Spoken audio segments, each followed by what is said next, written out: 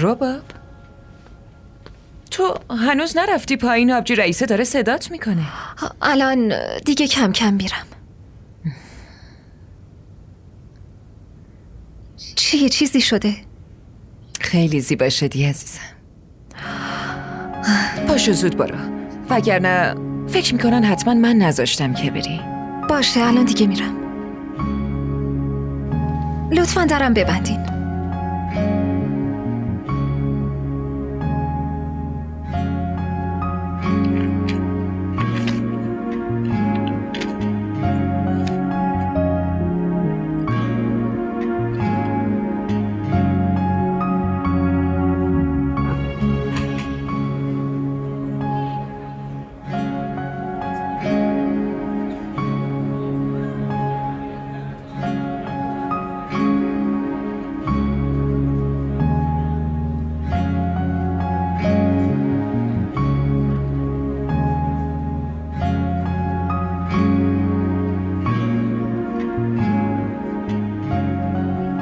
اشر، چیه؟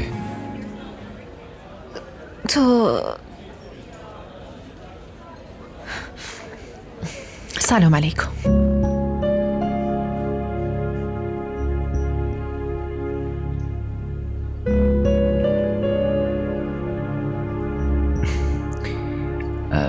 علیک سلام. من خیلی منتظرت بودم. بیا با بقیه آشنات کنم.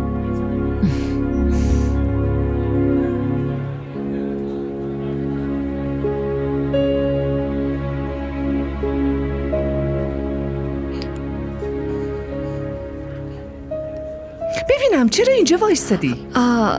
راستش اینجا وایستادم تا به مهمونای خاصتون خوش آمدگویی کنم. مهمون خاص؟ کی اینو گفته؟ گفتنش مهم نیست. چهره خوشحال یه نفر نشون داد که چقدر مهمونش براش خاص و با ارزشه. حالا چرا ناراحتی؟ ناراحت نیستم. عروسی فریه، برای همین از رفتنش یکم دلم گرفته. فری داره تو رو صدا میزنه. باشه الان میرم. رباب،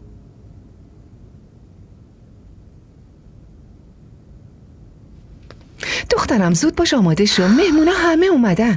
این رباب کجاست؟ من ربابو صداش زدم، زهرا گفت الان میاد. اینهاش اومد. معلوم هست کجایی؟ ببخشید من بیرون بودم. مامان شما برین، من و رباب الان میام. باشه ولی دیر نکنید. باشه حتما الان میایم. اینو ول کن. نامه رو دادی؟ تا اومدم بهش بدم سویا رسید.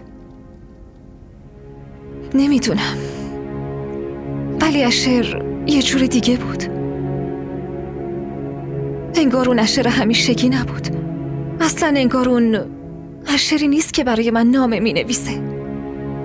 خیلی فرق داشت. یه جورایی غریبه بود. من نمیتونم نگاه اشر به اون دختر رو ببینم. نمیتونم تحمل کنم. فری، رباب چرا اینجوری فکر میکنی؟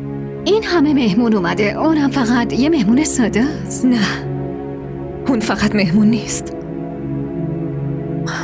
من از چشماش میتونم بخونم که اون اشر رو دوست داره و مطمئناً اشرم اونو دوست داره.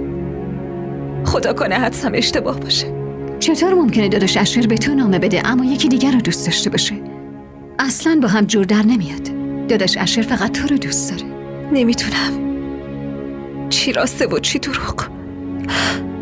فقط میدونم که خیلی نگرانم. چرا بی خودی نگرانی؟